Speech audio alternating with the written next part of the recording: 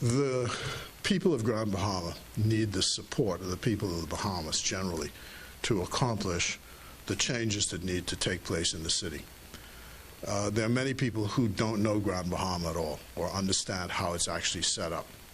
So part of what I was doing was to be able to supply information to people across the country about what is actually transpiring in Grand Bahama. So we went there and used the Casurina Bridge as an example of what the issue is. So 1967 comes along.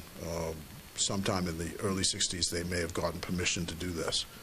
But the Grand Bahama Port Authority and its associated companies actually cut the island of Grand Bahama in half, 7.5 miles, called the Grand Lucayan Waterway. And this was promoted at the time as a means of creating more property on the waterfront for people to sell land, access to 3,200 acres, something like this. Of course, the property market falls out. It has never developed to where it should be. But the net result of not only cutting Grand Bahama in half was that the aquifer, the freshwater lens, Grand Bahama is one of 4 islands that have major aquifers in the country. And they also are called the Pine Islands. So you have Grand Bahama, Abaco, Andros, and New Providence. So when they cut the island in half, the aquifer was ruined forever, gone. So water turns salt. And if you look in that area now, you see dead trees and invasive species as a result of cutting the island in half. So the next issue then is, apart from the environmental impacts and showing what has happened, is how do you get from Freeport into East Grand Bahama? Well, before they built the Jack Haywood Bridge, the only way to get over to East Grand Bahama was this bridge called the Casurina Bridge. The bridge was wrecked during Dorian, which is now 4 years ago, I think, if I count correctly. And you have to ask yourself, how long does it take to fix a bridge? It isn't like it's rocket science to get the bridge fixed.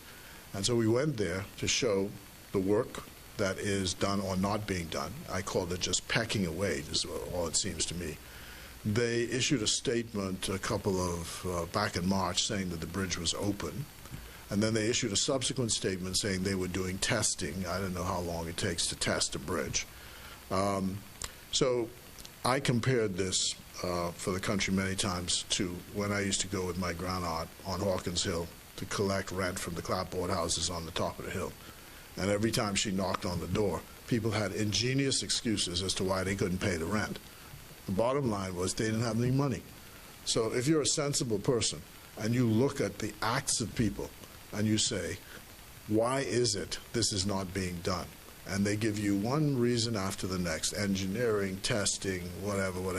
It's not our fault, it's the government's fault. So the bottom line is there's no money. That's the way it looks. So they have an explanation to make.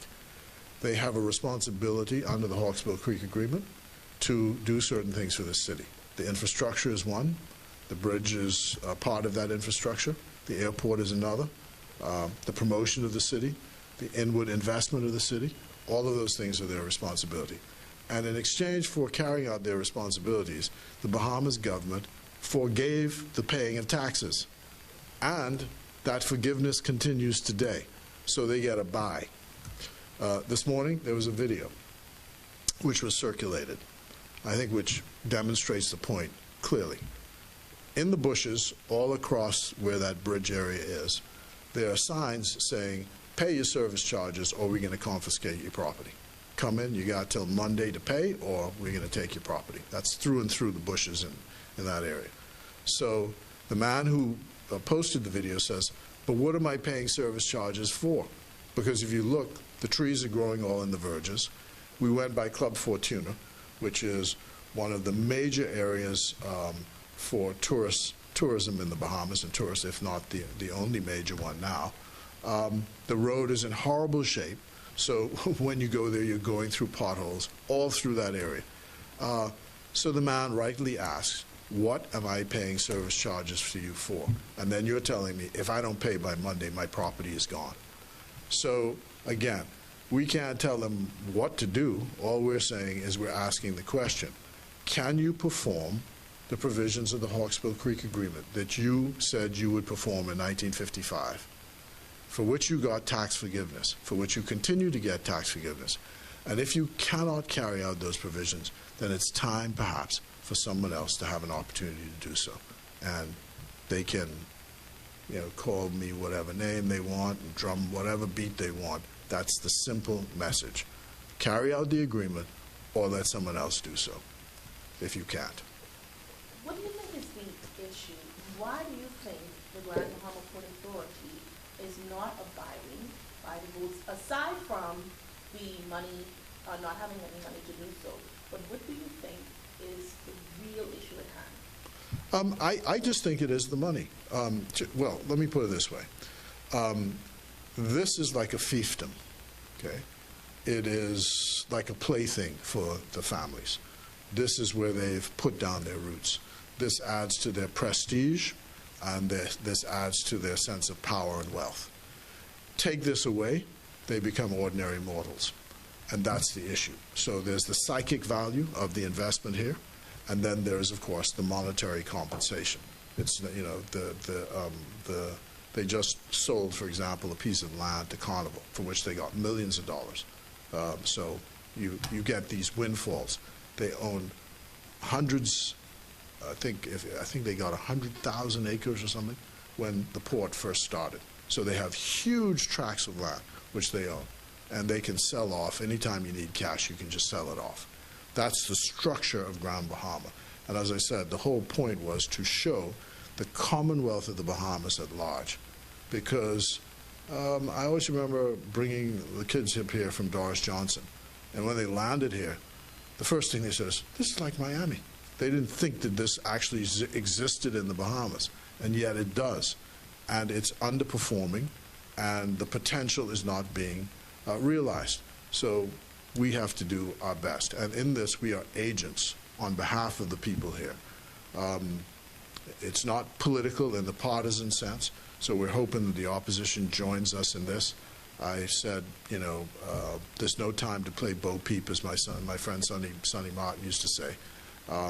You can't say on the one hand and on the other hand, as I saw the leader of the opposition this morning saying, well, it's true that there needs to be new investors, but the Prime Minister should not have said what he said. No. Either you with us on this or you're against us on this. That's the issue right now. All Bahamians should be speaking with one voice on this.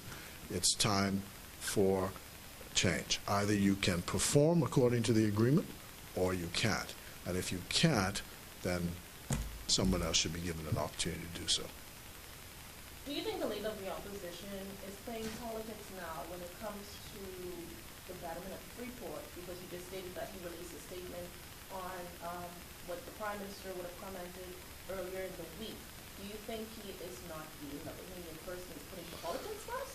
Well, look, traditionally they would expect, as a political party, to get support from the Port Authority during elections. So they have to tread carefully. I'm assuming they would have to tread carefully. And our suspicion is that the game here is, between the two of them, is to stall, delay, defer. Election comes in 2026. They hope the PLP loses. And if the PLP loses, then they're free and clear. That's the game here. Okay, so we understand what that game is, and, we'll match them. Now, the port would have put in their statement that they're not doing the back and forth. They've made it clear that they're not going back and forth in the media. What is your response to them in that regard about going back and forth in the media? Well, we can't tell them what to do. What we know is, if the facts are being misstated in public, it's our responsibility to let the public know what the facts are, not opinion, not whether this or that, what the facts are in this matter.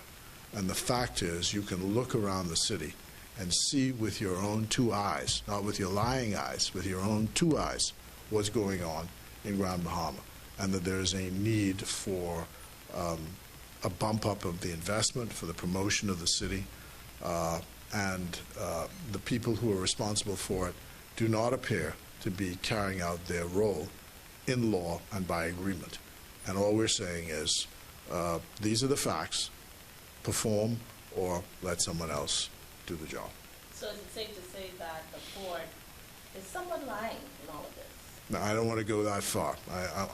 I can't characterize them. I can only say what our responsibilities are in this matter. And can we see the government and the port sitting down about this particular situation anytime soon? Well, they have to. They have to. I mean, and we have to. And the thing is, again, I said yesterday when I spoke to you that there is obviously a dispute going on within the group itself about how to handle this matter. So, for example, you saw one of the Haywoods, writing a letter to the press today. So, again, that's another salvo in this. But the other party, you don't hear from them. So, let's see what that means. Yeah. Any final thoughts? Yeah, I'm done. Thank you. Bye.